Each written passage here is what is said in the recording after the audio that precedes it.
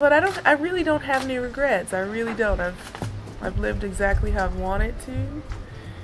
I've tried my hardest every single time. I didn't win the matches that maybe I should have always won, but I really gave it my all. So that for me is enough.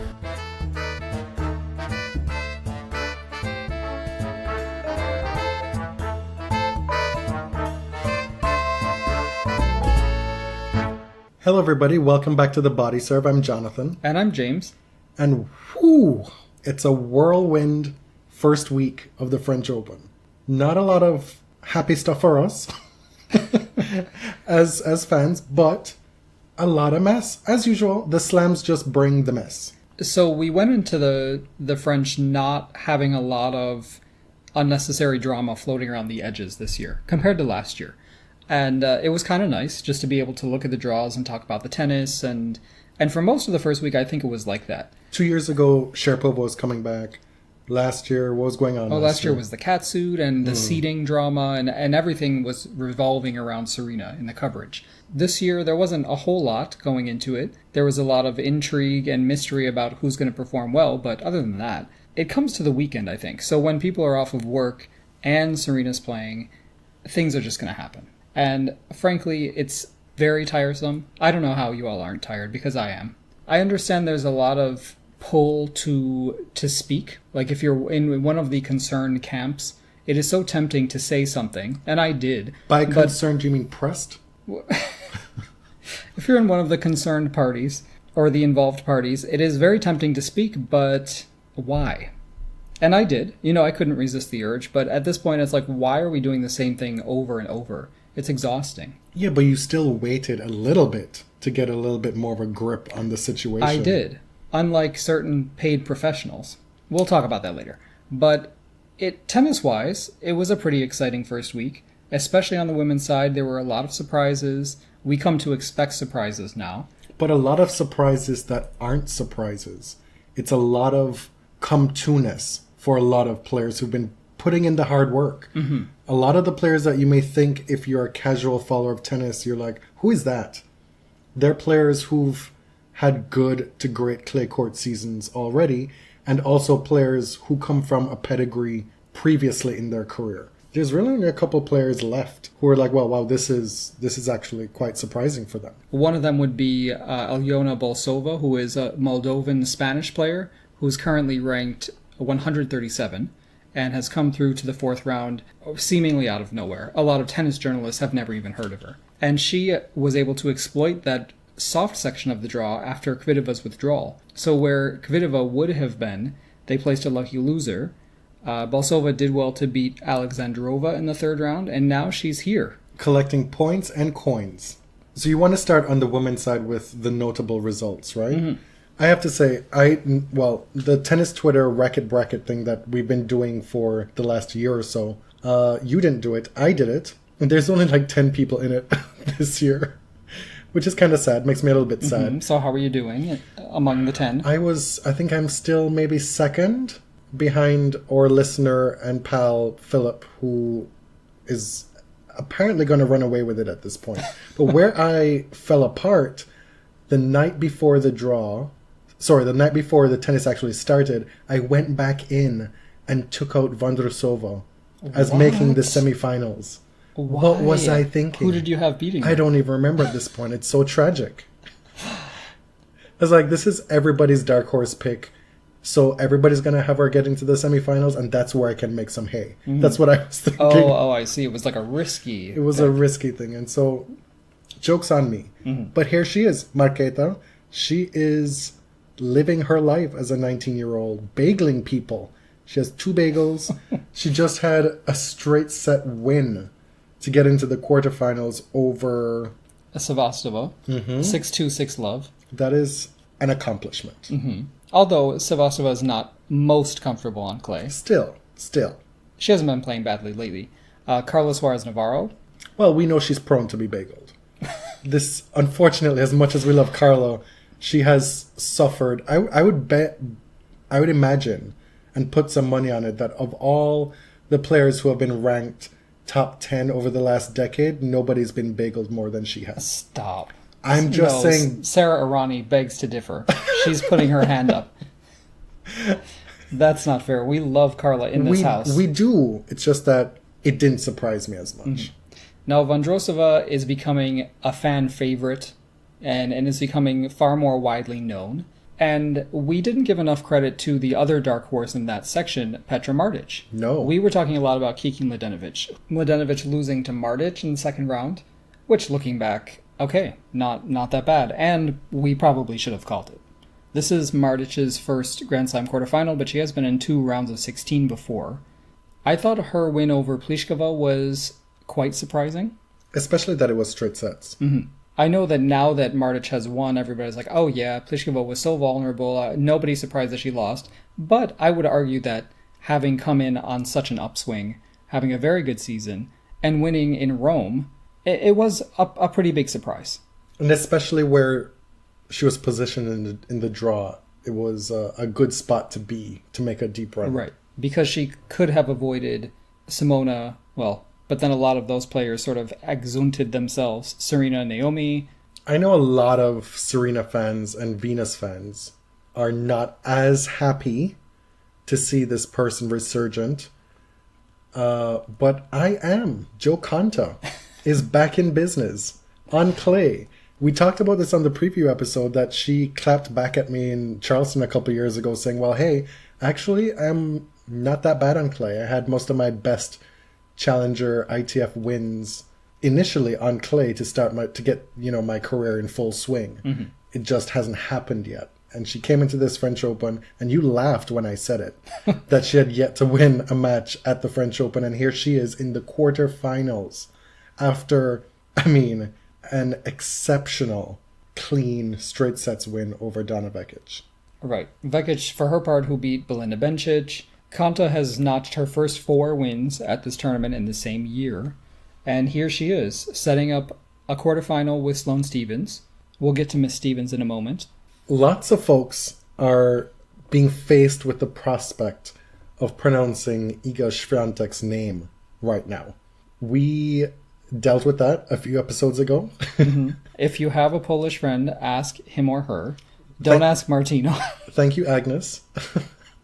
We're lucky to have Agnes in our corner. I have to laugh because John Wertheim posted a phonetic pronunciation of her name that was wrong and said, here's how you pronounce it, thanks to Martina. I'm like, maybe you should ask a Polish person. Someone who speaks Polish. Listen, what Świątek's doing is wild. Yeah, she just turned 18 a few days ago. She was a junior Grand Slam champion just last year. And she's able to parlay that into boss business in just 12 months. That's crazy to me. She's still in high school. WTA Insider posted a great interview with her recently, talking about her school. She has a few weeks left. So when she finishes this tournament, whenever that happens, she's going to have to catch up on her studies and take her test to see if she can graduate. But more importantly, to the matter at hand, she beat Wang and Monica Puig, who had a very good result, she is slowly, I think, turning her career around. We have these 2 players who have these high-profile coaches now who are lower ranked, and we're watching them because of their affiliation with these high-profile coaches. Mm-hmm. Monica Puig with Kamau Murray, and then Kiki Mladenovic with Sasha Bain. And so, right or wrong, but we are definitely having more eyes on those 2 players to see where that narrative goes with those 2 players. Monica is an Olympic champion. She has game, serious game. Mm-hmm. And we've seen Kiki play well and be a top 10 player before. So it's not unwarranted, but it does add a little bit more heft to the victory when somebody like Świątek is able to take them out. Now she gets to play Simona Halep. We'll get to that later on, but this is the match on the women's side that I am salivating over. It could be...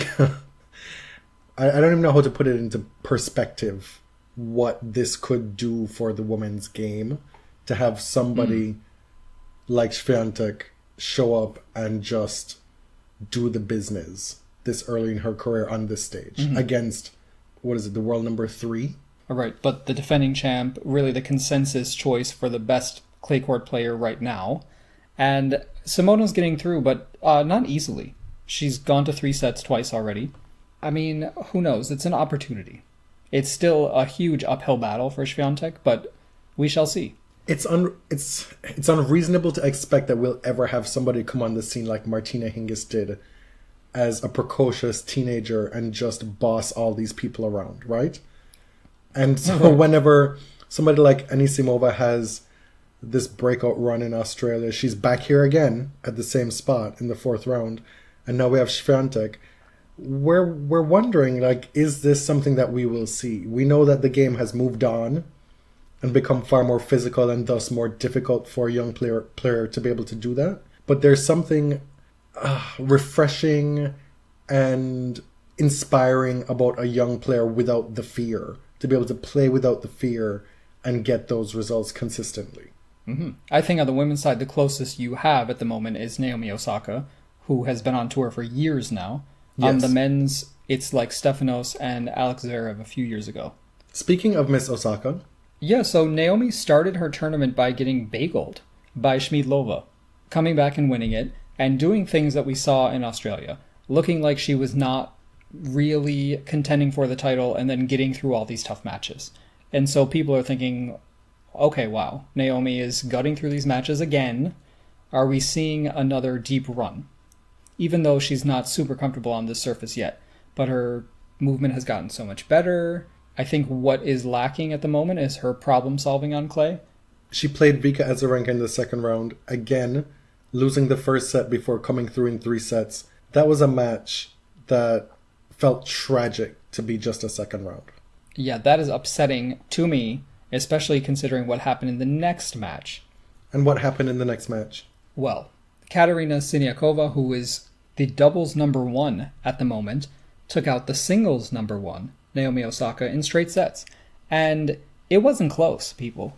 It was 6-4, 6-2, but toward the end of it, it just seemed like Naomi didn't really have answers, which is clear, but didn't look like she was trying hard to find them.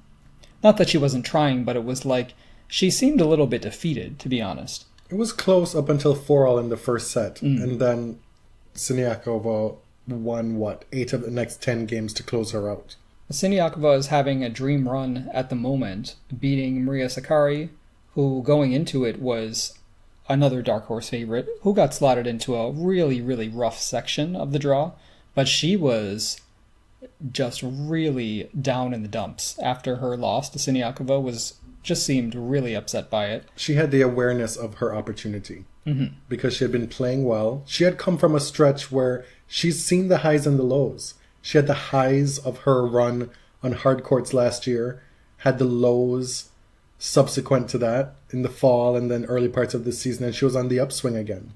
And she was kind of gifted this opportunity. One of the big early round eye-popping matches was Amanda Anisimova against Aryna Sabalenka. And who would you have picked to win that match? Well, in my draw, I'd picked Sabalenka. I would have picked Sabalenka because I didn't think that Anisimova was going to do it twice. She beat her at the Australian Open, and it was kind of ugly. You know, it seemed like at the time Amanda was doing what Aryna does, but better. It was ugly for who? For Sabalenka. Okay. You know, but the match itself wasn't ugly. I remember watching that and thinking, wow, Anisimova has just announced herself. Right, and it was that match where we said, somebody actually reached out to us and like, I'm listening to a past episode. What were you talking about when you said snatch the wig of the, what was it? I don't remember. She snatched the wig of the original wig snatcher. But that was the match. Yes. And that was the fearlessness that I'm talking about with these young players. Anisimova played without fear, and her talent was able to shine through back in Australia. And she hasn't really had the week-to-week success since. It seems, however, that she is a big stage player. Right. Which can only be a good thing for her. And her pocket. Right. Maybe the WTA would like to see her spread those results around a little bit. Anisimova is going to play Bolsova in the round of 16. They haven't played on that half of the draw yet. She'll probably see that as a very winnable match to get to her first Grand Slam quarterfinal, where she could face Simona Halep. Or Iga Swiatek. Indie pick Swiatek. Let's talk about Sloane Stephens. nobody knows what to expect from Sloane on any given day. She was without a coach for about 4 months after she split with Kamau Murray. She's now with Sven Grunfeld. She says, they're sort of starting to develop a good relationship, and we're seeing Sloane become herself again in a major. She's defending runner-up points here. It was a little rough going early on, but the match against Muguruza today, very impressive to me. She... What do you mean by back to being herself? Like this, I know. This like, is what is Sloane. the baseline? This is Sloane at a Grand Slam. Like, you should expect her to win that match. Well, Sloane can also lose in the first round at a Grand Slam. When was the last time that happened? Am I being stupid here? You're like, did it happen in Australia? I mean, I don't have the math and the statistics on that, but I feel like by and large, over the last year and a half, she may have had struggles on the regular circuit, but she's shown up at the Grand Slams. You've just looked it up because you're like, before you commit that to air. Yeah, because, okay. I'm just saying, I'm not that far off. Wimbledon last year. Last year in Australian Wimbledon, we have first round losses. So, like, Sloane's baseline, I don't know what it is, like what her normal is. She's a hard person to pin down, personality-wise and results-wise. I'm just saying, it's not surprising. Did I say it was surprising? But Never once did I say it was surprising. It's like a tired narrative at this point, I feel.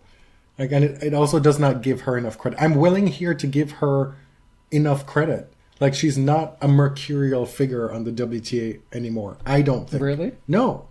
I think it's clear that she showed a maturation off the court and on the court to do the business, to become more of an elderly stateswoman of the WTA Tour, to be more involved, to shut shit down for other players. Like, we've seen the growth of Sloane Stephens. It may not be completely a linear upward trajectory. There may have been some bumps in the road, but Sloane is here. What does this have to do with anything that I just said? You're trying to curry favor with the Sloane Hive. No, that's a cheap shot on your end. You're saying that you never know what's going to happen with Sloane. And I still stand by that. My point was that's more appropriate at regular tour events. At the Grand Slam level, I feel like Sloane is here. Okay. Anyway, this is all in service of me trying to say I was really impressed with her match today, which I didn't get that far because I was interrupted. You're here now. Yeah. She was a little bit passive in the first set against Muguruza.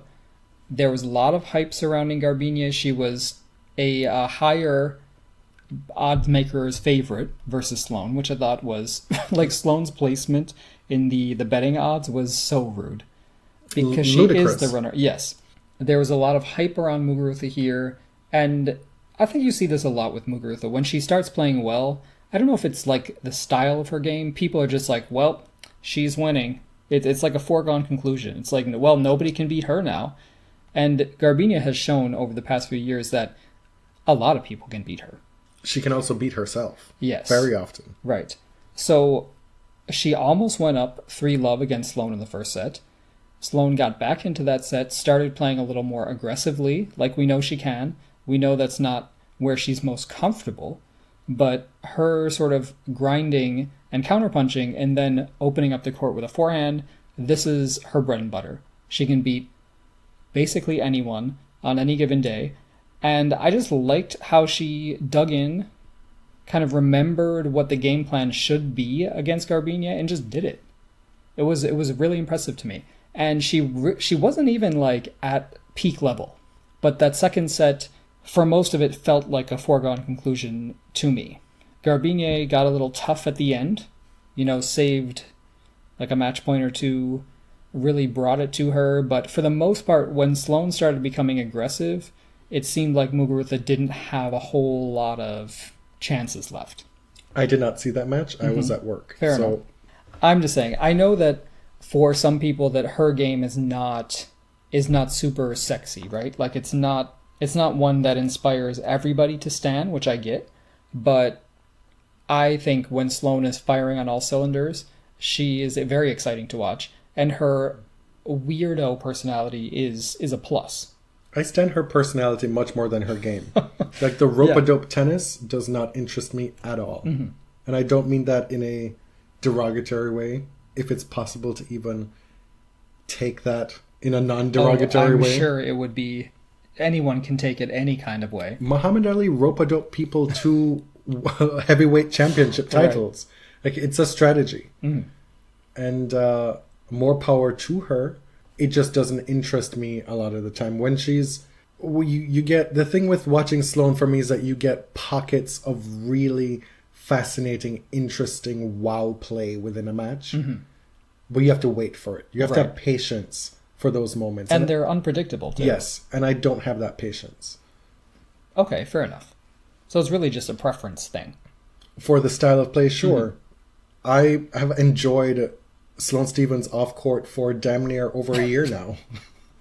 Talking about, if any of you see me, buy me a Haagen-Dazs. Girl, buy your own damn Haagen-Dazs. Or aspire higher. My God. Right? Okay, let's move on to the carnage. I had mistakenly put Serena in the notable results, but I think I have to move her into the carnage section here. Yeah, I think that's appropriate. The first round, I watched at my desk at work. Don't tell anybody. She lost that first set very badly, as you recall. But she let out this almighty scream apropos of nothing. Like, not in reaction to a specific point or anything. She turned toward the backdrop and just howled. And it seemed to galvanize her. She put the hair in a bun and just got down to business. And the rest of the match was very encouraging, I thought. Yeah, those last two sets, she looked good. And that was against Daichenko, who plays with two hands on both sides and whacks the hell out of the ball. Like, when she was... At a certain point, it didn't look like she was going to miss. So Serena beats Nara in the second round, and we get to the third round, and Bianca Andreescu has withdrawn. That's another thing we'll talk about in a second. But Serena has to face fellow American Sofia Kenin, 20-year-old, full of pep, came out knowing what she wanted to do, and she did it. And Serena let her do it, period. It was a difficult match to watch, I would say, because on the timeline, everybody's complaining about Kenin's tics. The timeline being the Twitter timeline. Right. We have to remember that not everybody who listens to the show is keeping up with tennis Twitter. That's true. And they're probably much better for it. They probably have much better mental health. Especially in the last couple of days. Right. That's for sure. So I myself was starting to get annoyed that Kenin was circling every ball mark, and it was very like a may I speak to your manager performance. It was just like, girl, there are umpires and lines people here for a reason. They get paid to do this job, so stop doing it for them. Like, this isn't juniors, and you've been on the tour for long enough. Just let them do their work. Serena was starting to get annoyed, shot a few stares over there. Of course, there are people who are very upset about the stares, code violations, staring, that kind of thing. But Kenin played a great match, and what was more impressive was mentally she didn't falter when Serena was trying to rile herself up. When it got toward the end of the match, she's just doing what she came there to do. Serena was moving terribly, missing a lot. She hit 10 aces, but 32 unforced errors. And I don't know, I mean, Serena said it herself in press. She doesn't have a lot of match play. She admitted that she doesn't like to play out points in practice. Can we rewind that for a second? And it showed yesterday. I just don't understand that bit, really. She doesn't... What's the difference between playing a few points and just whacking forehand after forehand? What's the difference? But she doesn't play matches either. No, my point is, why wouldn't you want to do that? Oh, if you're not okay. playing matches, why wouldn't you at least want to try and simulate that a little bit? It was wild to me. Right, because at this stage in her career, she doesn't play warm-ups. She tried to play one in Rome and had to pull out. The other issue is that the knees are probably a bigger issue than she's letting on. At her age, she's probably always playing in some kind of pain, like most athletes are. So I want to, as a fan, approach this the way I would any other player, as if it weren't Serena. And the bottom line for me as a commentator is you just need to commit to the sport more, or you're going to keep losing like this. And I understand, like, there are so many different pressures and responsibilities that go into being Serena at this age. But I mean, you're going to lose matches to WTA players like this if you're not moving well and you're missing shots that you would normally make. I don't think it's as simple as that. I think the murmurs that we've heard privately and behind the scenes and what we've seen on court and just reading the tea leaves, it's likely Serena should never have played this tournament. Like that wheelchair picture that was circulating when she was with Olympia at Disneyland in Paris, that wasn't just her needing rest and preserving her energy. Like I think there's a friction at play with Serena with knowing that she can do what she's doing and maybe show up to a Grand Slam without the preparation that most people would need and still perform well. We saw that twice last year, at Wimbledon and at the US Open. She had a couple matches at Cincinnati. Fine. But like she's able to do this still, I think. However, her body's not right. And I don't think that necessarily playing more events is going to help her. I think her body is betraying her in like random ways. The ankle turn in Australia in quarterfinal against Pliskova, or old age. I don't know, but like her body isn't able to do things the way she was able to count on it to do in the last few years. She probably shouldn't have played here, but this is not 2008 anymore. Like you said, she made the final of Wimbledon and the US Open, but how did she perform in the finals? You know, like this is not the Serena of 10 years ago or 15 years ago. I don't know what the solution is. I think these campaigns lately have felt a bit joyless, which is what we said after the Australian Open. And I feel like the record has already been broken. So if she wants to play for fun, she should do that. If she wants to play for records, she should do whatever she wants. But speaking now as a fan, I wish there were a little more enjoyment on her face when she's out there. I'm not telling her what to do. I'm just saying that's my perspective. You're saying the woman should smile more? Shut up. That is not it. That is not the same. It's fraught being Serena Williams. It sure is. There's a lot at play. We should talk about the kids. I'm just saying, I saw a lot of folks talk about this, and she was asked about Stim Press, and she was like, well, maybe I will take a wild card into a grass lead-up tournament. But like, to what end if your body's not right? That's what I'm like. Yeah. It seems to be the consensus moving forward now that everybody says Serena needs to play more matches. And that's nice in theory, but she can do that if she's fully healthy. Like, there's this delicate balance right now. She has to find the equilibrium. Like, there are a lot of things that are askew, and only she knows. And even then, who is to say if she's making the quote-unquote right decisions? Because potentially she should not have played this tournament. Right, but Serena doesn't miss majors now. No. Since joining with Patrick, if she's healthy or even like a little healthy, she will play a major. She's not going to miss. The kit. It was certainly an improvement over the 2-2. I'll remove any expletives I was going to say. Virgil A-blah Serena needs to be liberated from this partnership, in my opinion. It was better, but it's time to move on. We don't need to get Stella McCartney'd here.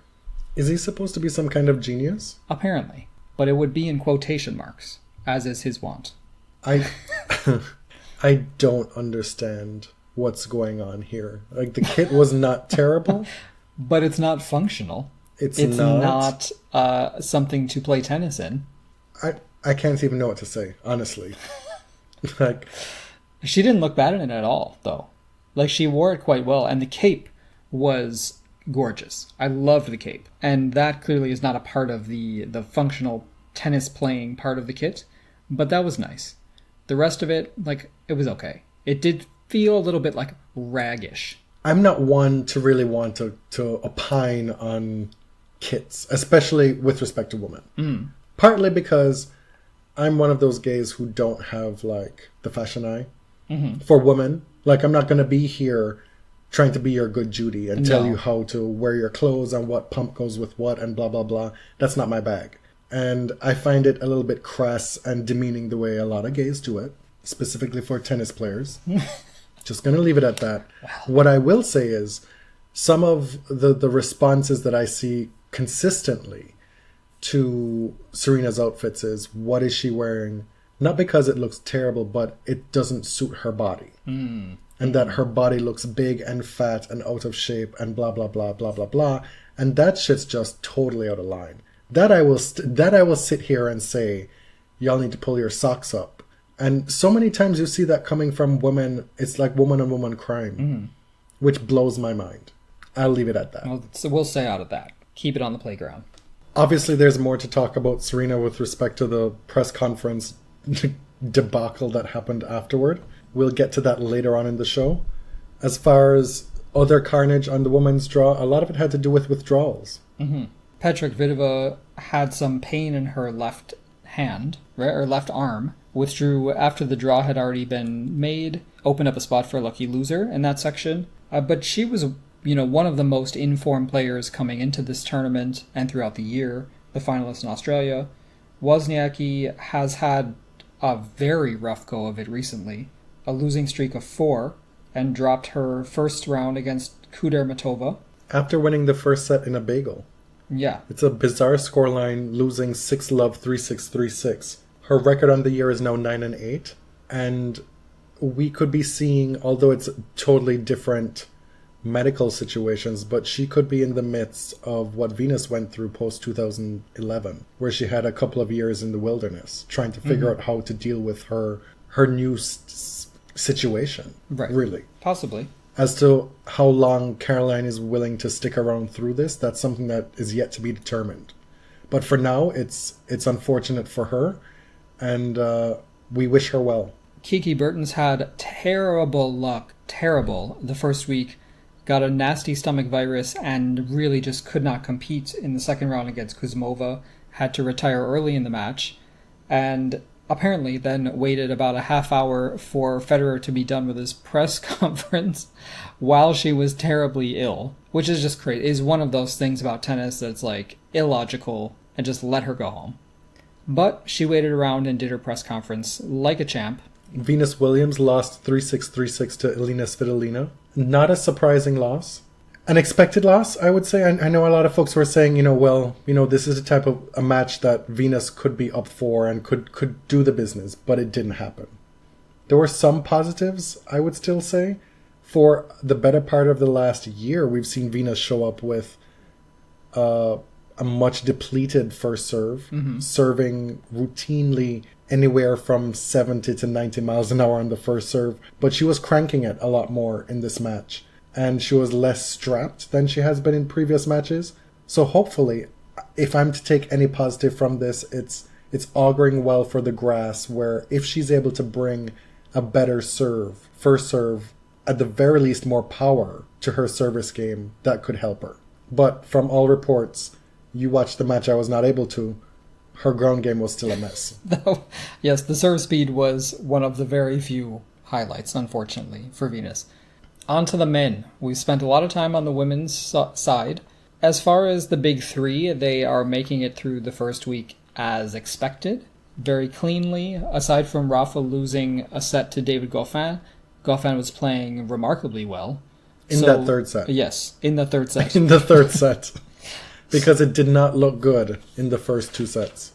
So all in all, a pretty undramatic first 3 or 4 matches for the big three. That said, if you had to put money on which of the big three would be the one to lose a set in the first week, it would not have been Rafa. No. And today, actually, Roger and Rafa came through the round of 16 with identical score lines. What was it? 6-2, 6-3, 6-3? And yeah, something like that. Rafa played Londero in the third round. And bless his heart, he did his utmost. He did his best. When he thought that he had nothing more to give, he hit harder. He tried harder. And still, Rafa had all the answers for him. Which encapsulated, for me, the trouble with playing Rafa and clay if you're not one of the really top guys on clay. Because there's nowhere to hide. Right. And over best of 5 sets, your weaknesses, even if you don't display any on that day, the least of your game will be exposed. And you can probably bet that you are the less fit player out there, regardless of who you are. As far as top players who are playing way too many sets, Dominic Thiem is losing sets to people he shouldn't, but he is coming through regardless. No 5-set matches. It's not shocking. It's not potentially deleterious to his prospects, put it this way. It's still 3-4 set matches. And he's in excellent shape. Yes. Losing a set to Tommy Paul on clay shouldn't happen. Tommy Paul was playing out of his mind. Okay. I'm telling you, like, at one point in that, I think it was a third set tiebreak, at the back end of that third set, it looked tricky for Dominic Thiem. I believe it was down 4-love in that third set tiebreak. And Dominic, to his credit, turned it around. Bublik was giving him fits with these underhand serves. Bublik kind of throws everything he has at you, and sometimes it works and sometimes it doesn't.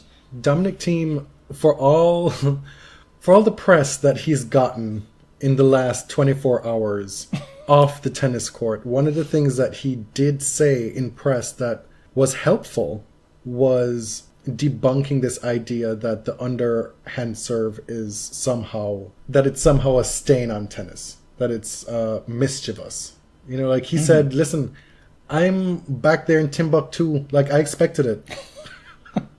Like I was ready for it. It made sense. And so let's please get to this point in tennis now moving forward, that the underhand serve, use it if you want to. Be prepared to lose points if you do. Mm-hmm. Like, everybody should be prepared. If you use it regularly. Yes. Right? It's not a long-term tactic. It's a low percentage play. I know you want to talk about Alexander Zverev here as far as playing needless 5-set matches, but let's be fair to him. He was not expected to necessarily go deep in this tournament because of his piss-poor form. He did win the week before, and he's still in week 2. So, there's that. Yes. Let's celebrate that. As Oprah says. He did get into a long tussle with John Millman, who I don't think was previously known for his exceptional play on this surface. But who doesn't love John Millman, really? Again, pretty much the only Australian guy who will champion the Aussie woman. So he's always up there in my book. But Zverev, he is playing a bit too passively, too far behind the baseline. And someone remarked on Twitter that his net game has improved quite a bit, but unfortunately his baseline game isn't as lethal as it was. So, you know, if he finds that equilibrium, like, he's still here. The one thing I will say about Zverev, this whole business of the Yorkshire accent with the Yorkshire reporter, his name is Jonathan Pinfield. We got that for the first time last year, and Sasha was apparently smitten with his accent. And bewildered by it. It became like this running joke. It gave like a lighter side to Zverev that we don't always see. If you are to believe that narrative. If you're me, I find interaction kind of dickish, frankly. I mean, I'm not gonna be disingenuous about the way I feel about that. Like you know, it's this weird thing that happens with all these young white male tennis players, where the slightest little thing that they do is taken to mean that they're the cutest, funniest, just most eligible would-be bachelors that you could possibly have. And I don't buy it. I find it It's very strange. It's like this supposed rakish charm that's centuries old, and it's appealing to some people, but to others it feels aggressive and cocky and dickish. It feels condescending to me. That's how I read it. Well, that's what it is. But be careful, because now you got a lot of fans saying, well, if Zverev had done this, he would be hung out to dry and crucified.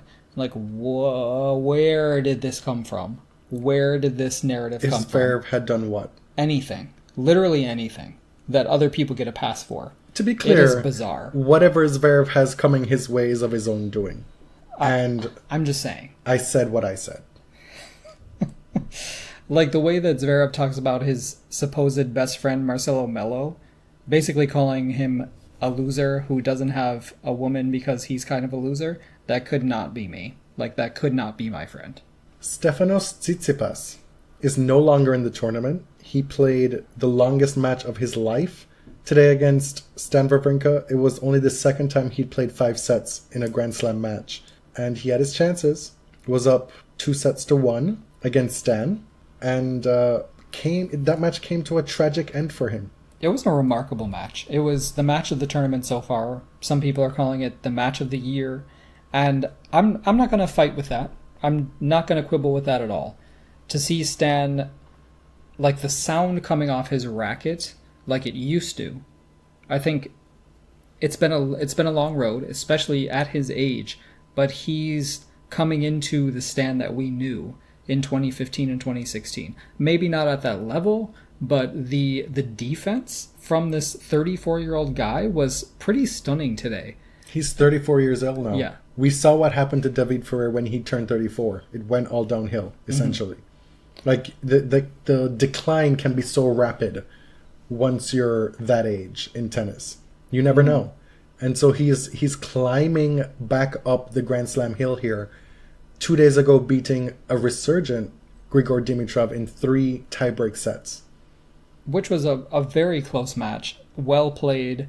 Dimitrov, I think, should be very encouraged by that with that result, even though it was straight sets. It just sucked that he had to play somebody like Stan in the 3rd round.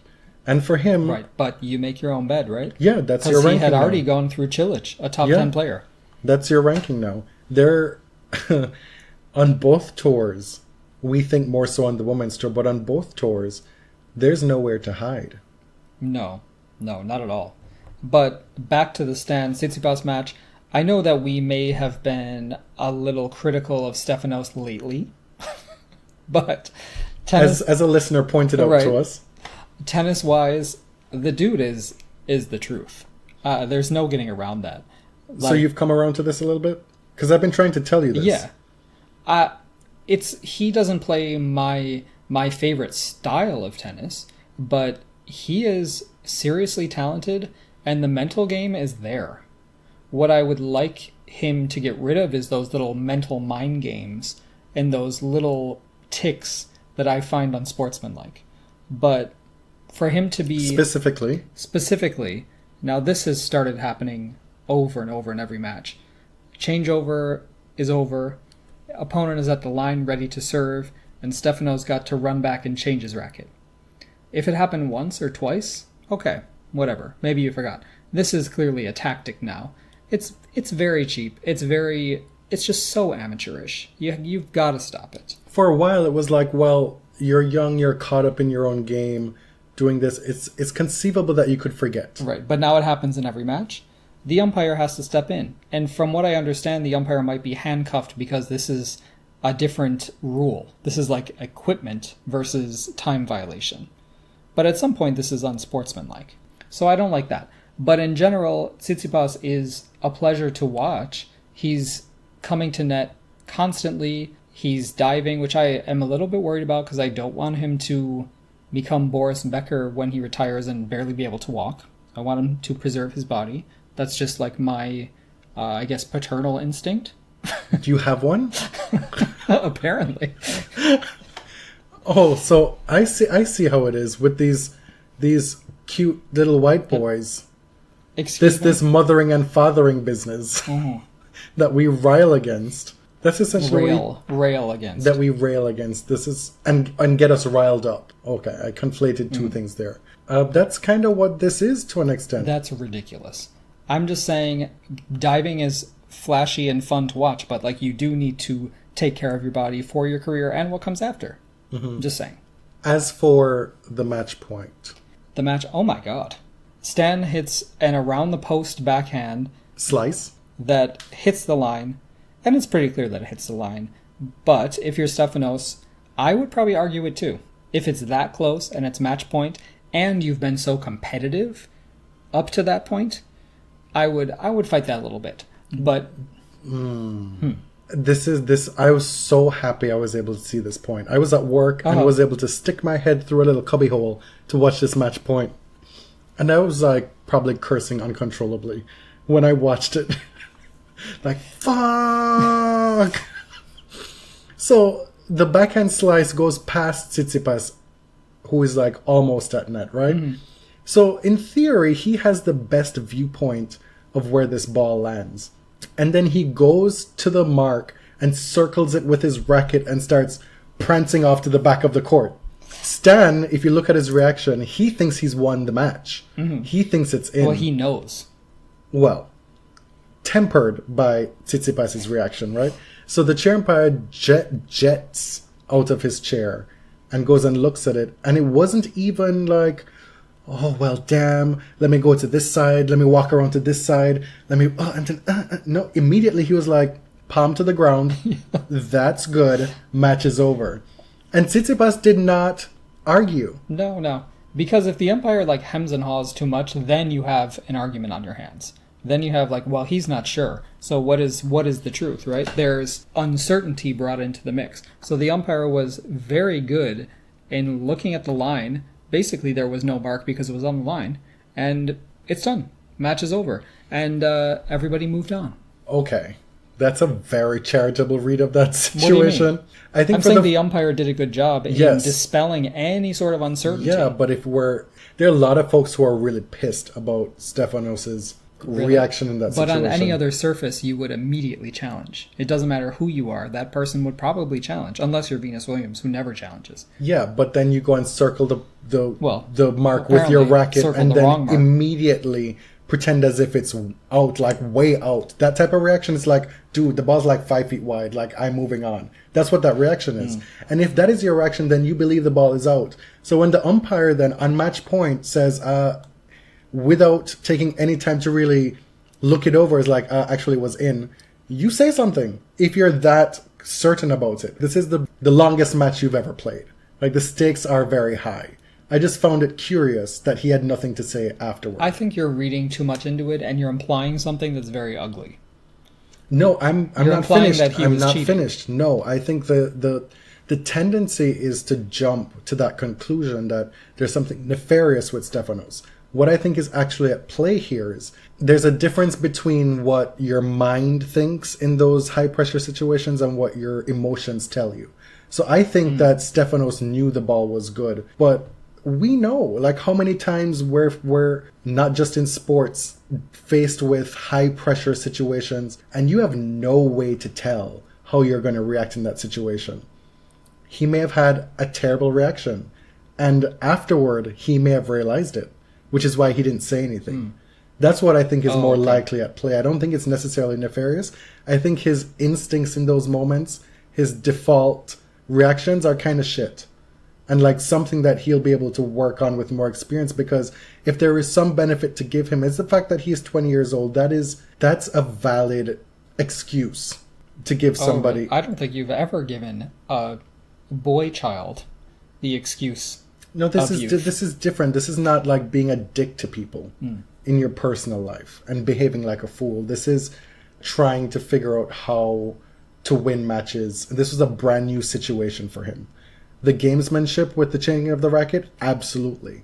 What's becoming a problem for him is that the cumulative effect of all those things, the changing of the racket, the getting the coaching from his father, hitting the ball out of the stadium when that should have been a point penalty, not getting the same kind of punitive treatment from the chair that other players do.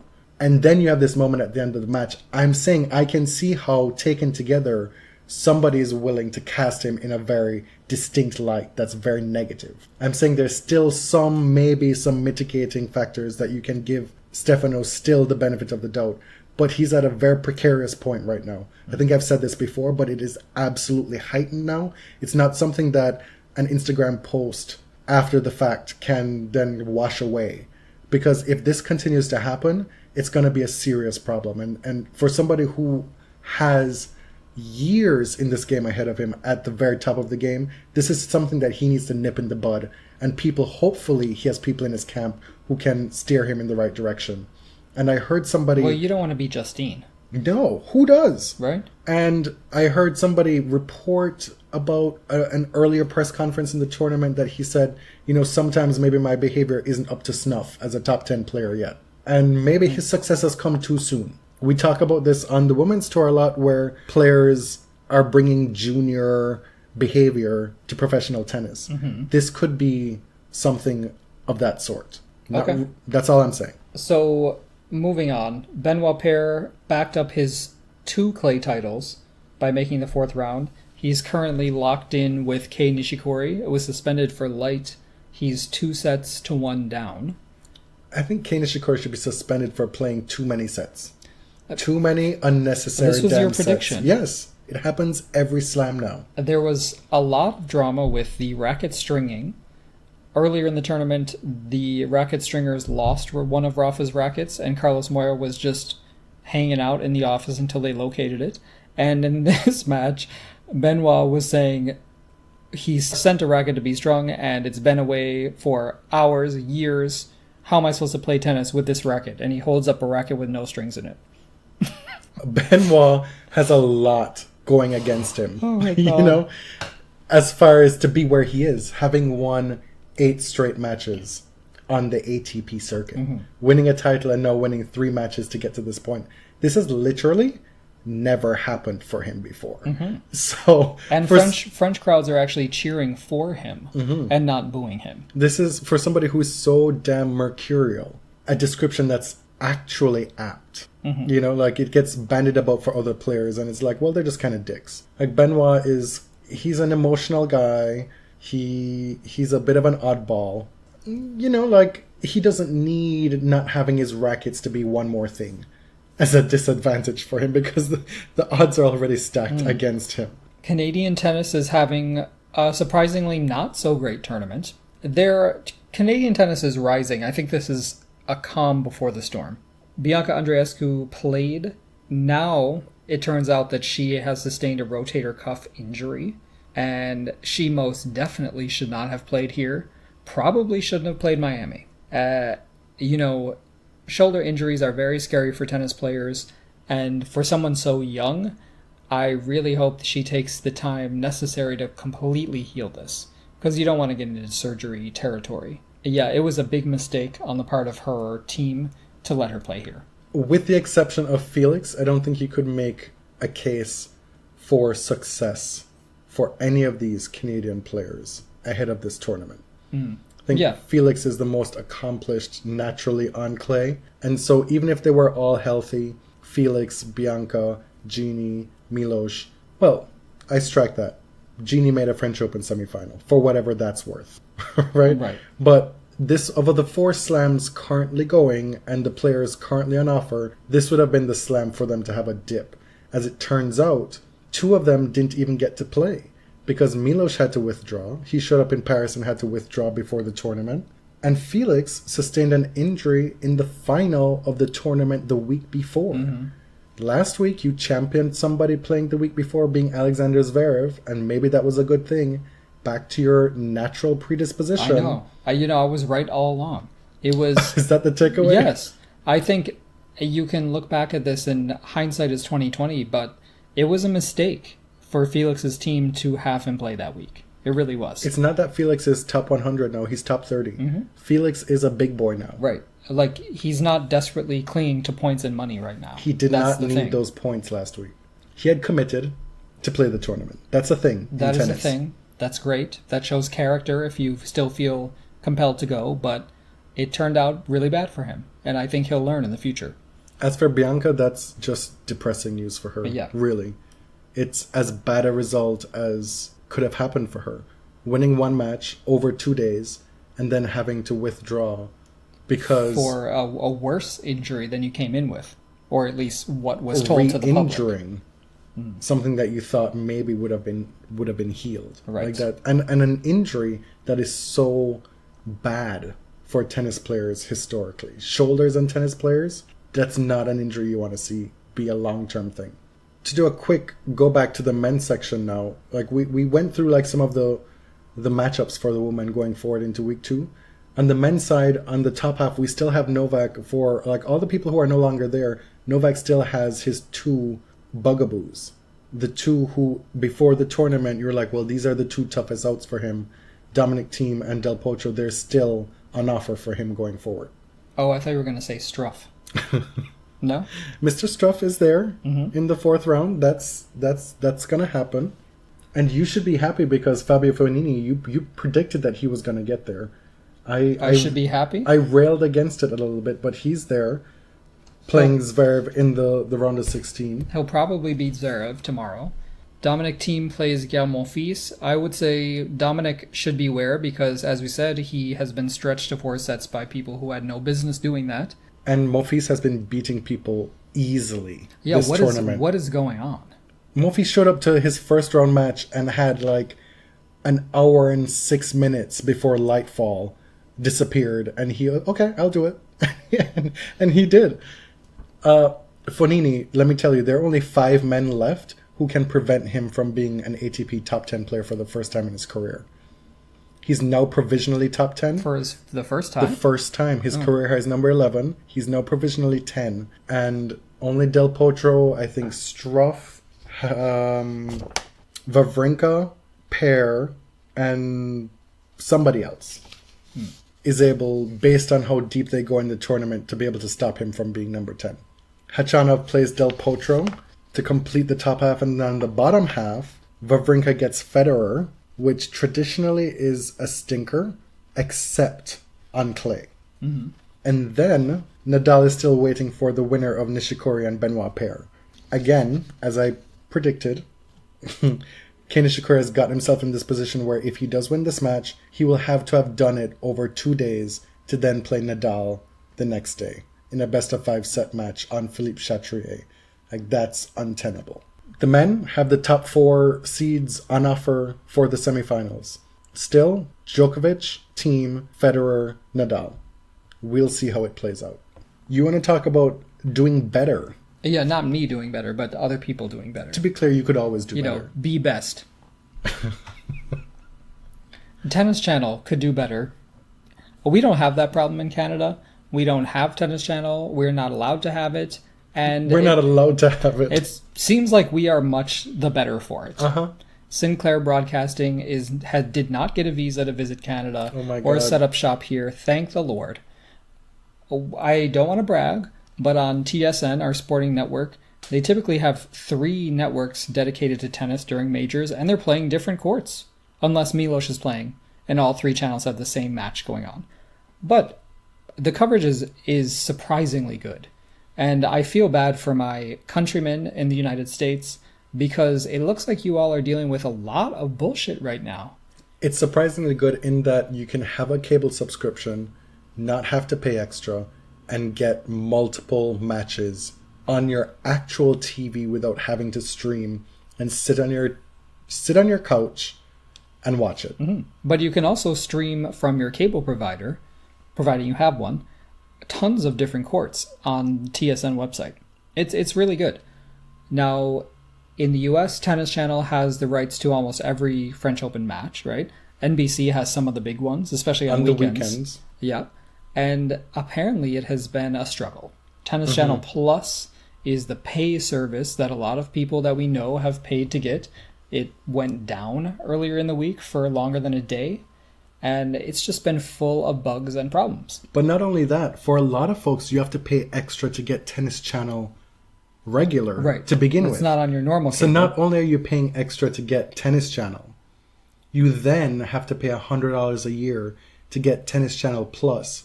And you have Ted Robinson hawking it at every turn on the actual Tennis Channel broadcasts. I'm sure it is a requirement of his job. Yes. It's part of the script. But at the point at which the product is not working, you're still advertising it. In one breath, you're saying, we're aware that we're having problems and we're working feverishly to fix it. But if and when we ever do, give us $100 and you can watch these matches that you possibly could get to see. It's like it could be taught in schools as to how poor this went for Tennis Channel this week. Yes, but it is indicative of how the tennis powers have been treating its fans over the past few years. It's become more and more difficult to access tennis. People had problems with WTA TV streaming service. Tennis TV didn't have WTA matches. I mean, it's been like a whole saga over probably the past 5 years that with the advent of streaming and the decline of cable, tennis is more difficult to access when it should be proliferating. Because you can find almost anything, anywhere. One of the big downsides of this week, this first week of the French Open, was the mad, wild, seemingly out of nowhere beefs that happened on tennis Twitter. Who has time for all this? To even keep track of who's mad at whom? Last night I tweeted, wow, tennis Twitter burnt itself to the ground today. Good night. And maybe that's a good thing. Keep in mind that we have already lived through the 2018 US Open. We lived through that, and yet this feels worse. No. Somehow. No. My take is that... It feels more deranged to I me. have lived through that, and I'm not doing it again. I'm quite simply not doing it again. I'm not engaging anymore. What we're talking about, of course, is the Serena-Dominic team press room drama. That's one of the things. One of the things. One of the things. That's the most recent one. We have members of Rena's army tagging Alexis Ohanian, blaming him for Serena's career. I mean, talking about absolute mess. Sorry to be crude here, but if it weren't for his sperm, we would have 24. Like, that shit is who is we? wild. Who is we here? Wild. Like, did you help Serena win any of those majors? She won the majors. She decided to have a beautiful child with this man who she seems to have a loving relationship with. Even if it wasn't, it's none of our business. That stuff is so beyond the pale, it is horrifying. It's crazy to me the things that people feel okay with saying on Twitter. Like, you're really going to use your name, your own name, and put that stuff out there? Well, in a sense, credit to those people, because we know there are other people who hide behind aliases and pictures of players and say even worse. Mm-hmm. So, but to me, like, this is the danger of fandom, because fandom is a fetish, right? It takes a living thing and objectifies that person. So it can suck all the humanity out of a real person, and they become a totem. They become an object that you can imbue all your hopes and dreams into. So that person's health and well-being and happiness matters less to you because they're a symbol, right? They're not a living, breathing human being with flaws and pain and weaknesses. Of course, not all fans are like this, but this is what fandoms can do. But at the same time, you want them to step and fetch it and smile and enjoy the tennis that they're performing for you. Oh, is that a hit at me? A slight dig at you. See, I do try to keep in mind that person's humanity. Mm-hmm. And that's actually why I say that for Serena, because as someone who has been important to me, I do want her to be happy. Not because it'll make me happy. You know, I don't know. Maybe maybe you don't believe it, but I do. At a very base level, what has become crystal clear is that fandom and being a fan is an entirely irrational experience and proposition. Right. Like, at best, it's irrational, and at worst, it can become what we've seen over the past weekend. It can become damaging and dangerous, right? What specifically do you want to talk about here? Well, we have to talk about this press conference thing. Yes. And the reason we know about it is because Ben Rothenberg, I think, was the first to break this semi-non-story.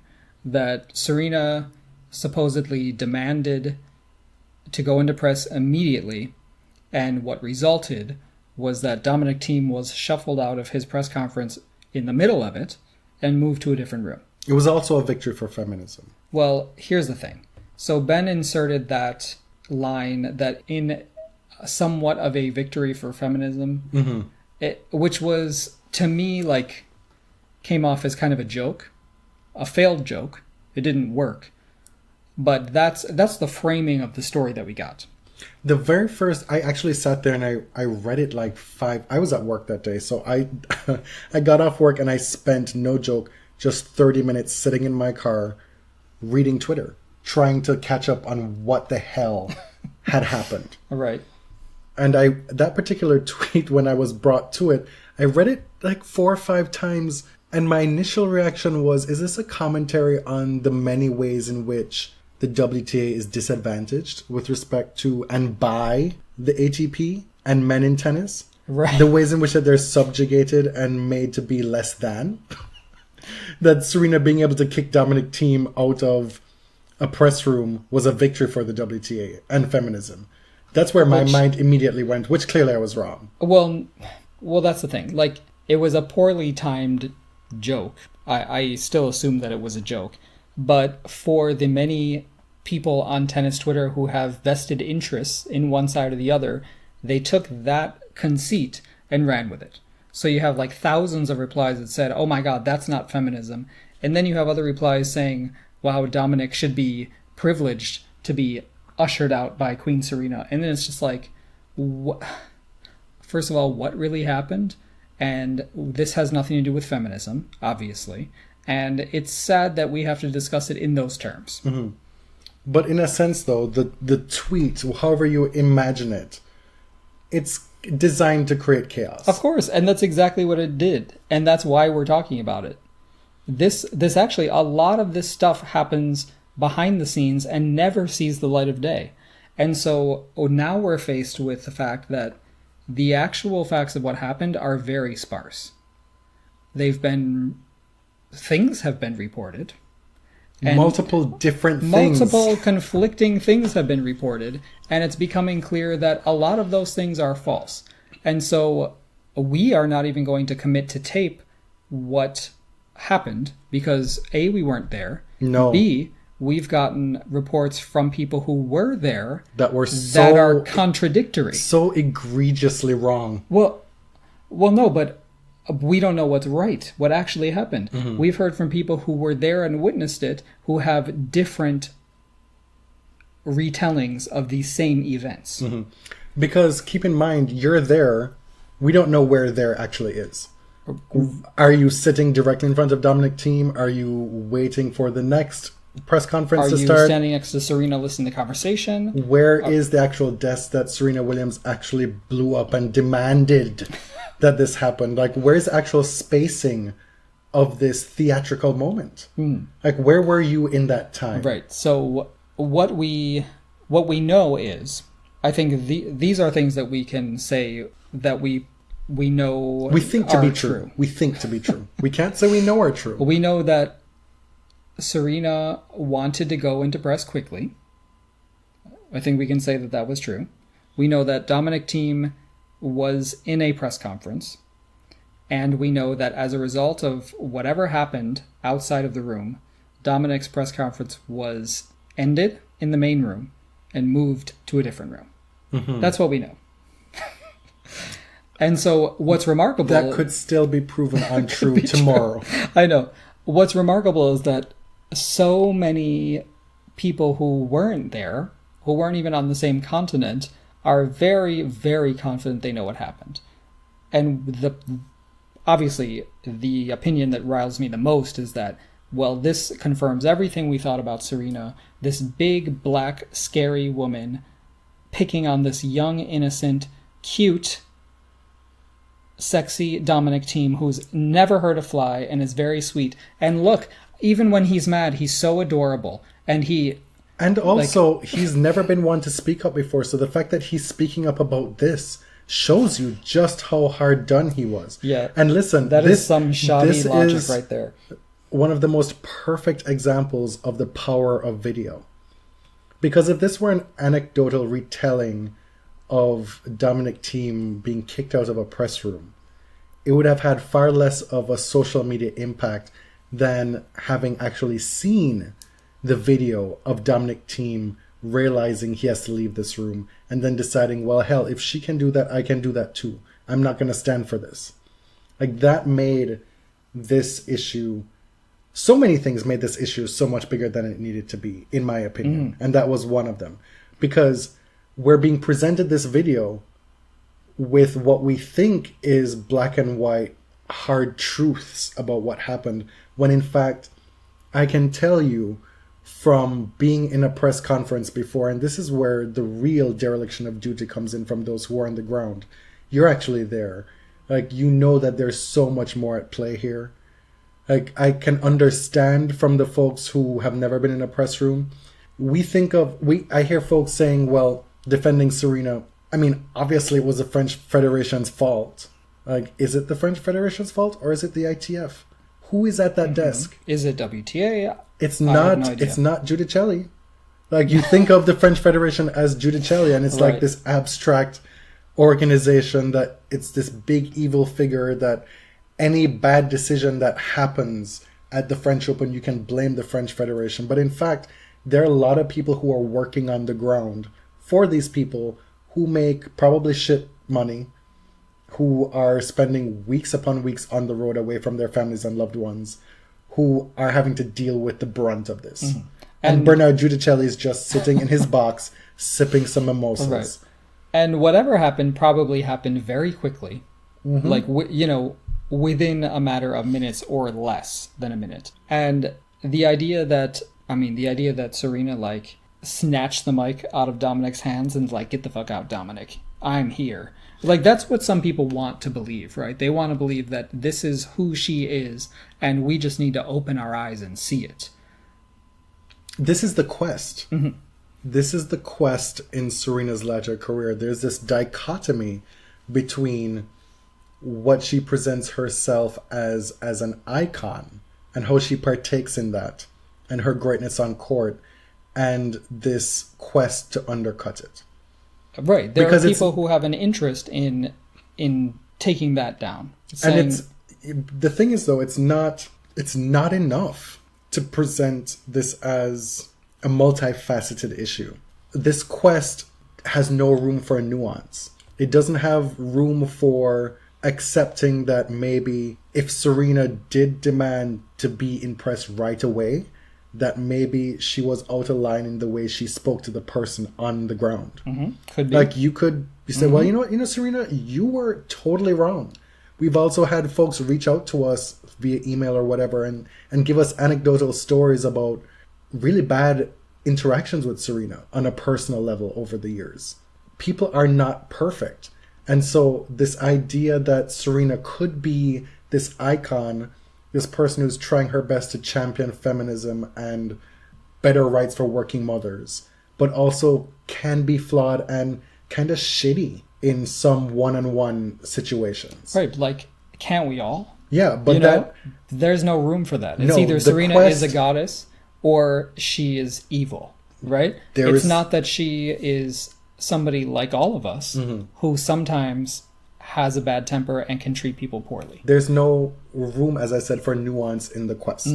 It's a thing now. I've just coined it. It's the quest. The quest. I think that was already coined.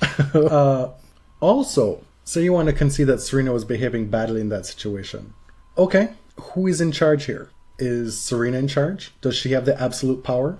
Are we then going to turn a blind eye to the many ways in which men have behaved in similar ways and it doesn't become an issue? Because one of the things I took serious issue with, Dominic Thiem is absolutely within his rights to feel hard done by this and feel like this was really shitty. But to then go in an interview and say that I can 100% guarantee you that Federer or Nadal would never have done this, like, dude, that is the epitome of privilege.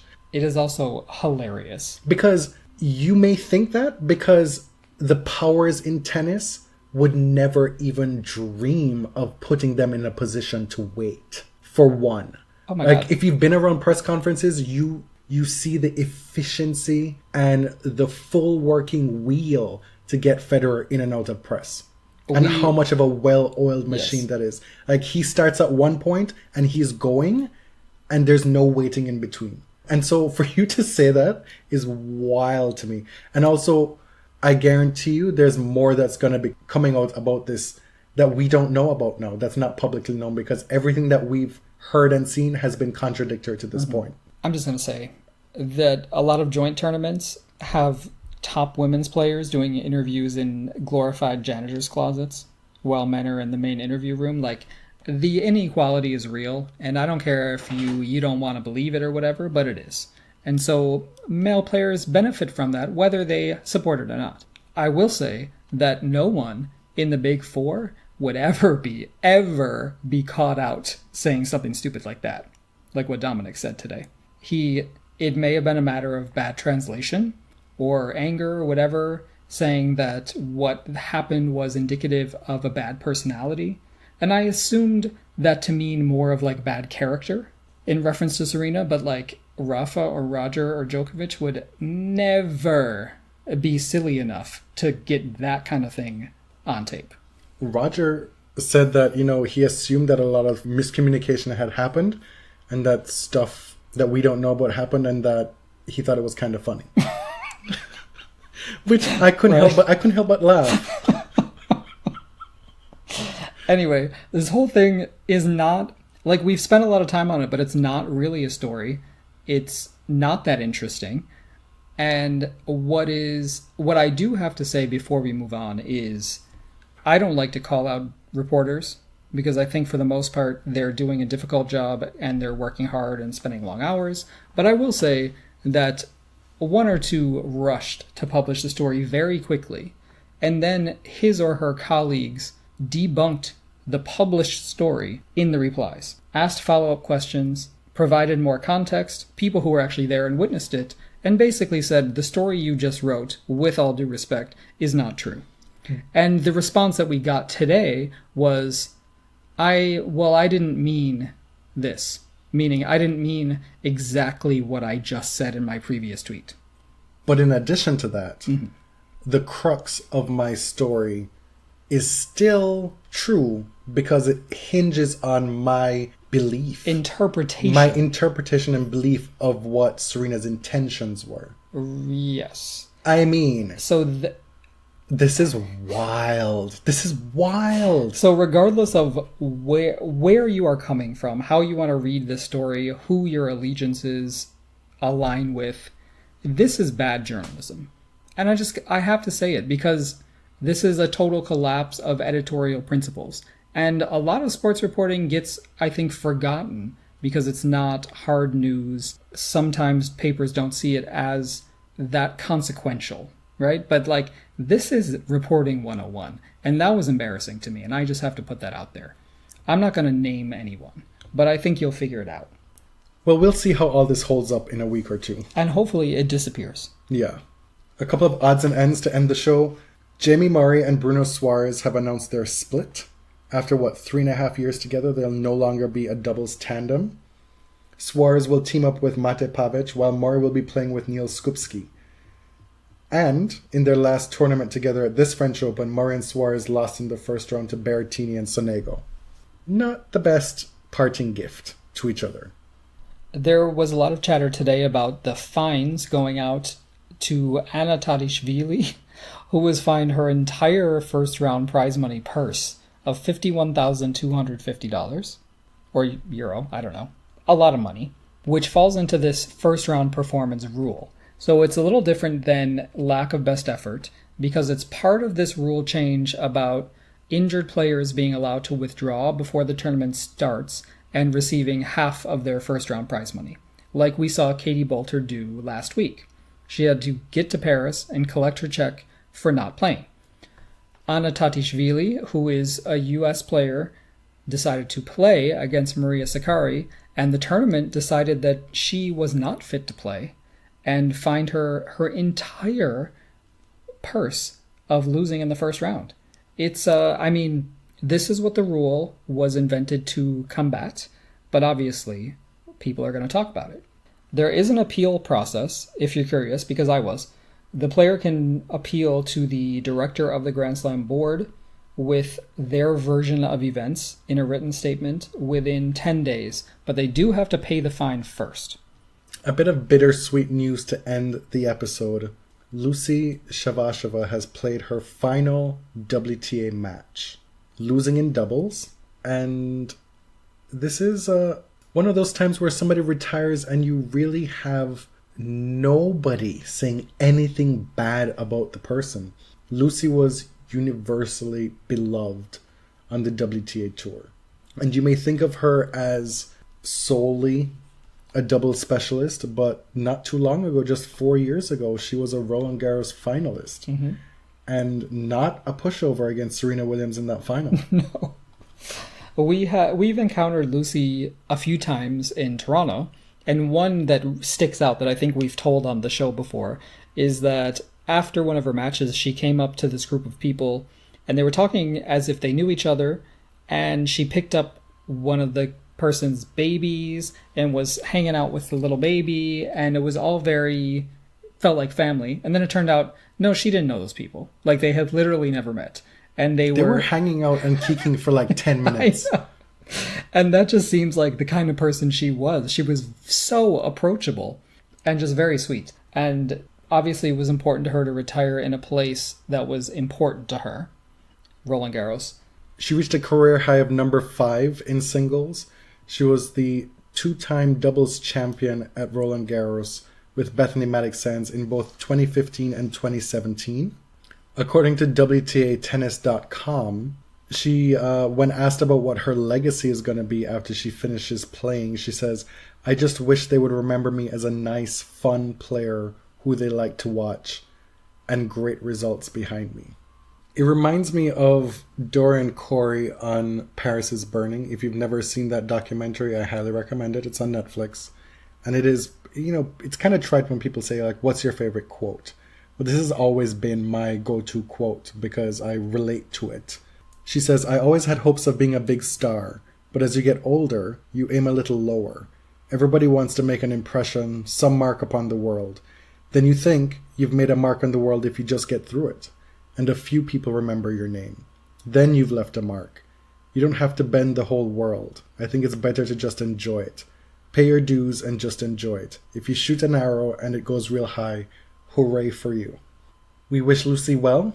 On that note, this is the end of, episode 160-something, 160. My name is Jonathan. You can find me on Twitter at tennis_John. And I'm James, at ElliotJMR. The podcast is at The Body Serve on Twitter.